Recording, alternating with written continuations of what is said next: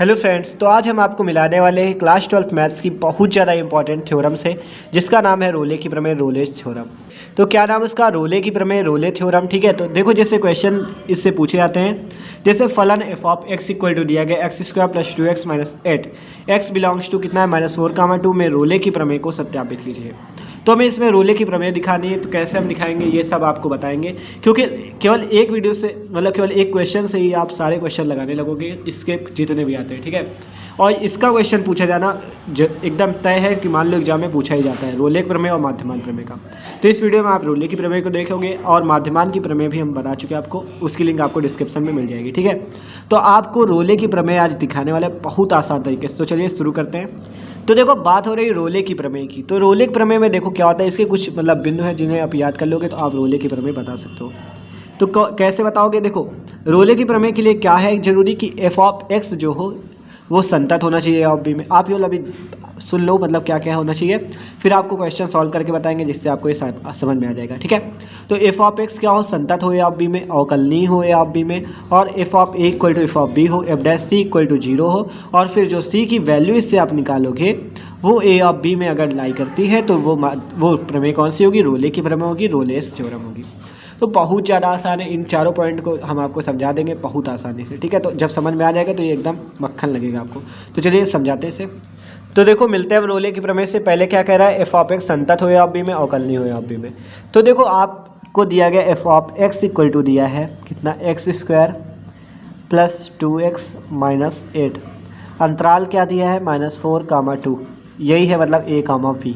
ठीक है, a की जगह मतलब -4 है, b की जगह 2 है। a की जगह क्या है? -4, b की जगह 2 है। ठीक है, F of X equal to क्या दिया गया है? X square plus 2x minus 8। आप देखो आपको एक पॉइंट लिखना है कि प्रत्येक बहुपदी फलन, क्या लिखना है? प्रत्येक बहुपदी फलन संतत एवं अवकलनीय होता है। ठीक है, एवं अवकलनीय होता है। क्या लिखोगे? प्रत्येक बहुपदी फलन संतत होता है एवं अवकलनीय होता है। तो प्रत्येक बहुपदी फलन संतत एवं तो देखो आपको ये पॉइंट बस याद रखना कि प्रत्येक बहुपदी फलन संतत एवं अवकलनीय होता है। क्या याद रखोगे? कि प्रत्येक बहुपदी फलन संतत एवं अवकलनीय होता है। और ये एक बहुपदी फलन है क्योंकि देखो एक्स स्क्वायर है प्लस 2x है माइनस 8, तो एक बहुपद के रूप का है।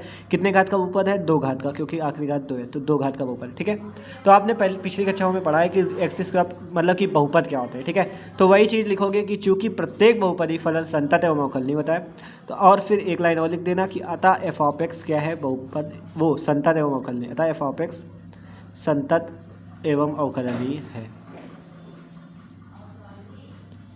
अवकलनीय है। ठीक है, क्या लिखा आपने? चूंकि प्रत्येक बहुपदी फलन संतत एवं अवकलनीय होता है, अतः क्या लिखोगे? एफ ऑफ एक्स संतत एवं अवकलनीय है। तो यही बस 2 पॉइंट आप लिख दोगे तो आपका ये संतत और अवकलनीय सिद्ध हो जाएगा। ठीक है, अब आपको क्या दिखाना है? F of A equal to F of B. कैसे दिखाओगे? F of A equal to F of B. बस आप इतने पॉइंट लिख देना कि प्रत्येक बहुपदी फलन संतत एवं अवकलनीय होता है, अतः एफ ऑफ एक्स संतत एवं अवकलनीय है। आप क्या दिखा रहे हैं? F of A F of B.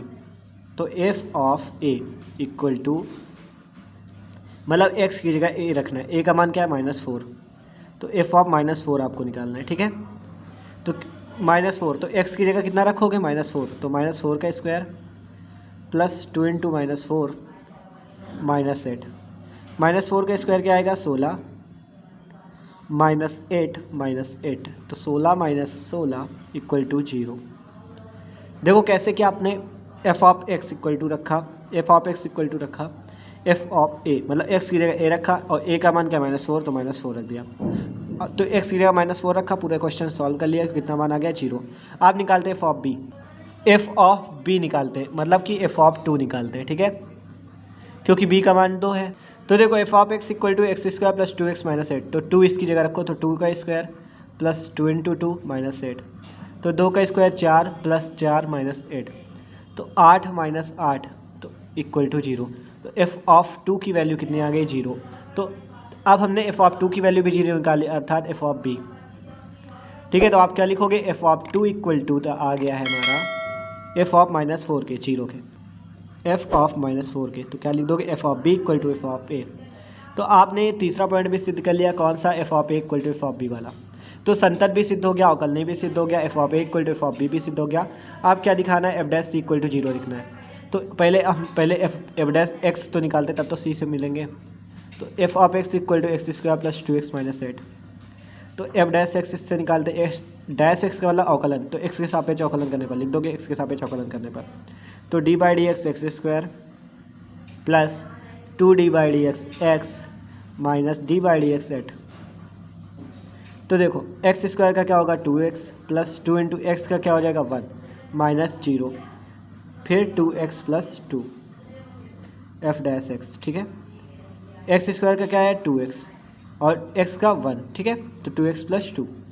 अब यहाँ पे हमें रखना है c x की जगह पे, क्योंकि हमें यहाँ पे एफ डैश सी दिखा रहे हैं ना, तो c रख देंगे। तो 2c प्लस 2 x की जगह क्या आ गया c। अब रखना क्या F dash C equal to 0, तो F dash C equal to क्या रख देंगे 0। तो 2c plus 2 equal to 0, 2c equal to minus 2 आ जाएगा। तो फिर c इक्वल टू क्या आ जाएगा माइनस का 1, ठीक है। इससे सॉल्व करने से 2 इधर आ जाएगा, तो 2 से 2 कट जाएगा, c इक्वल टू माइनस 1। आप क्या दिखाना है, c belongs to A comma B. तो c इक्वल टू जो -1 आया है, क्या ये बिलोंग कर रहा है किस पे, a ऑफ b में। ए बी कौन सा था, इंटरवल कौन सा दिया गया था, -4, 2। तो क्या ये जो -1 आप लाए हो आंसर, क्या ये -4, 2 में बिलोंग कर रहा है। देखो ऐसे तो होता है -4 -3 -2 -1, फिर आएगा 1 फिर 0 1 2। तो इसमें आपका कहीं पे -1 आ रहा है, तो ये देखो बीच में आ रहा है ना, तो -1 आ रहा है, तो मतलब ये बिलोंग कर रहा है। तो आप लिख दोगे बस इतना ही कि c बराबर -1 बिलोंग्स टू -4, 2। आप क्या लिखोगे, अतः लिख देना, चूँकि ये रोले की प्रमेय की सारी शर्तों पर मान्य है, अतः रोले की प्रमेय सत्यापित होती है, या रोले की प्रमेय को, हाँ यही कि रोले की प्रमेय सत्यापित हो जाती है, ठीक है। तो बस देखो हमने कितनी आसानी से आप समझ भी गए होंगे कि मतलब हम पहले संतत अवकलनीय दिखाना था, तो हमने संतत अवकलनीय देख लिया। फिर F of A equal to F of B दिखा दिया, ठीक है। एफ ऑफ ए निकाला, एफ ऑफ बी निकाला, दोनों को सत्यापित, दोनों बराबर आ गए। फिर F dash C equal to 0 लिखा, एफ डैश एक्स निकाला, एफ डैश सी निकाला, इससे बराबर कर दिया 0 के, सी का मान निकाल लिया। फिर इसके बिलोंग में देखा गया ए ऑफ बी में है कि नहीं, अगर है तो ये रोले प्रमेय है। अगर इनमें से कोई एक भी पॉइंट आपका मान्य नहीं होता तो रोले प्रमेय नहीं है। सभी पॉइंट मतलब लागू होने चाहिए कि संतत भी अवकलनीय भी हो, ये ना हो जाए कि संतत तो है लेकिन अवकलनीय नहीं है, तो मतलब कि फिर रोले के प्रमेय नहीं होगी, ठीक है। तो आशा करते हैं कि आपको रोले के प्रमेय जरूर समझ में आ गई होगी। भाई अगर वीडियो अच्छा लगा हो तो प्लीज़ वीडियो को लाइक जरूर कर दीजिएगा। Okay, thanks for watching this video.